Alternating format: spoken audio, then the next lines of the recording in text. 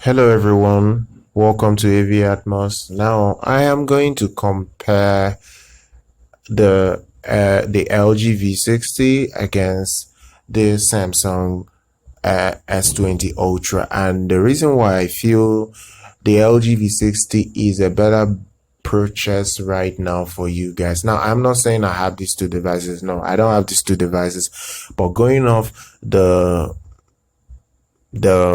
devices that have been launched, people that have had it in hand, the specs I'm seeing, and the logical buy. There's something I need to make you guys understand: the logical buy in these two products, and why I feel that the LG V60 is a much more logical buy than the S20 Ultra. And that is one, the design first.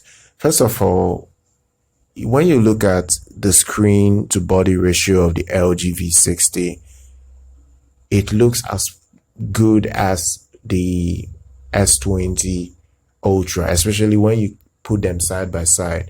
And I've seen a YouTube channel where they've compared these two devices side by side, and honestly can tell you guys that in terms of design, the LG V60 is as good as the Samsung Galaxy S20 Ultra, and especially if you're looking at them side by side. Now another thing again is the screen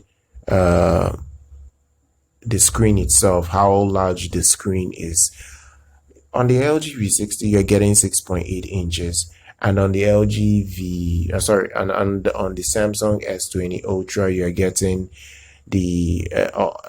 up to 6.9 inches.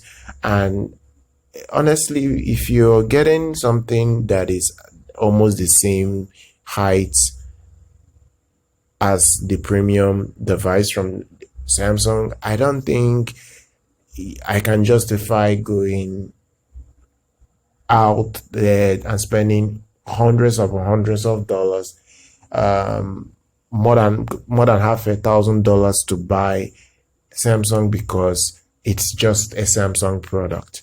And another thing again that a lot of people have said, okay, it does not have a quad HD display. Now the advantage of having a regular 1080p display is battery consumption and the way it saves your battery. A phone that is running a 5000 milliamps battery and has a screen that is 1080 pixels will last longer than a smartphone that not only has a quad HD but has a refresh rate that goes all the way up to 120 hertz. Now be mindful that if you engage the 120 hertz, you are going to be downscaled on the LG OS system down to 1080p. So it's not like you're going to be getting quad HD when you go all frame rates in, basically. But Samsung is saying that they are going to launch an update that corrects that and gives you the whole 120 hertz control over your quad HD resolution.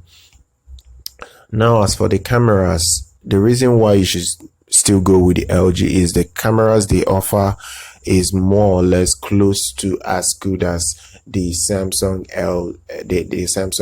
S20 Ultra in terms of the functions that you're getting. Now I know you're not getting 108 megapixel, you're not getting 4 cameras at the back, you're not getting about 2 more cameras in the front. It's just a standard camera and an ultra wide on the LG V60, and one single 10 megapixel camera in the front that can shoot 4K videos as well.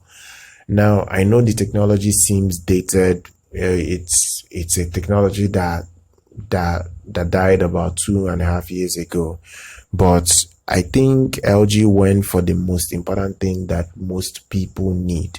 And why I like LG is that what they did this year is that they went for things that the average consumer would need in their day-to-day life.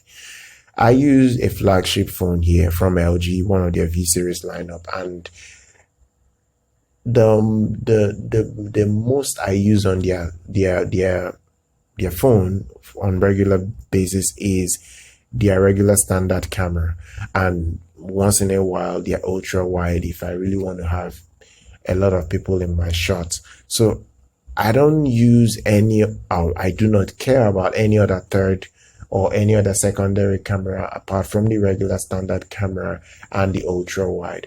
So once you have those two, you've been covered more or less. So having 10 other cameras at the back of your phone, I don't think it makes any other logical sense why you should spend that much money just on cameras. Now, the other thing again is the processor. The processor in the V60 is it's 65 Snapdragon. The same is there on the Ultra S20. The difference is the RAM specification. The Ultra S20 can go all the way up to 16 gigabytes. I think the base model is 12 gigabytes. Its inbuilt storage is from 128 gigs all the way up to 512. Now, the thing there is that I understand that most people that buy these products buy it for different reasons, maybe just to justify that they have a Samsung flagship device. But if the LG gives me 90% of the speed functionality of the Ultra, I will save money and get the LG V60, because on my day-to-day usage of that device, I do not think I will notice a difference between speed performance of the LG V60 over the S20 Ultra. Now, for the next reason again is software improvements on the LG side of things. Now, a lot of people have said that the LG software is trash, and they don't update their security softwares as well in the device. They don't bring out updates regularly. Now, I get it, it's a concern, but I feel LG will improve this year, because as you guys know, LG needs, from what they said in their press statement, that they want to start making profit on their smart devices by 2021. So they don't want to be losing money, because they're producing devices that a lot of people are not buying, and they end up discounting it so much that they end up losing money, because these same retailers would resell it for that cheap amount on sites like Amazon and AliExpress and so many other. So they don't make the money that their competitors do make, because they have discounted everything about their flagship, and it's now costing as low as every mid-range smartphone. And most people don't even value it. Even when they buy it for that price, they'll be like, wow, LG's phones are this affordable, because they don't really understand what LG puts themselves through to discount these things to the point of really being ridiculous, especially in their prices. So guys, honestly, this is the major reasons why I will still tell you to pick the V60. Now, another major thing again for me is the audio performance, and when I mean audio performance, I'm talking about the quad DAC and the microphones. Out of the box, I am very sure, I've not had these two devices in hand, but I am pretty positive that I could use the LG V60 more for content creation over the Samsung S20 Ultra. And the reason why is that the microphone on the LG V60 would be a lot better for microphones. I think it's even the first on a smart device, and I just can't see why I should go for something that wouldn't even give me the best performance for content creation. And one more other thing is the headphone jack. I've gone to comment section of LG videos on YouTube, especially V60, and a lot of people saying that the headphone jack is irrelevant in 2020. If you can afford to spend $1,000 on your phone, you should be able to afford to buy an in-ear bud that costs a bunch of money again. And I think to myself, I have a lot of headphones. Why will I want to depreciate the sound quality of what I'm listening to just because I need convenience? and the convenience is going wireless. I have listened to a lot of wireless shitty earbuds. Honestly, like 90% of earbuds on the market, I'm sorry to say, but almost 90% of earbuds on the market are trash. They can't even compare, even the most high priced ones wouldn't even compare to an entry level in-ear monitor that is wired. That is how bad they are. I'm sorry, the Bluetooth world hasn't really caught up. Now, I understand some people still say that there are some brands like the Apple Beats Pro, their earpods are very good. I've heard the Galaxy buds are very good as well. But honestly, I don't believe these things. I don't believe them because I've heard some of them and they are not good. They just can't compare to wired, a properly wired setup. It's not just gonna happen. I'm sorry. Bluetooth still has a very strong limitation, and it just can't be solved overnight. It will take years of modifying the Bluetooth technology to be able to pass sound at its best and be able to compare to the wired mode.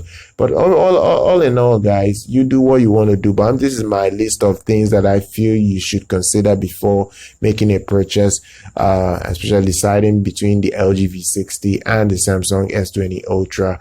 Now, this is by no means a video saying that the LG V60 is better than the Samsung S20 Ultra. By no means, that's not where I'm driving this at.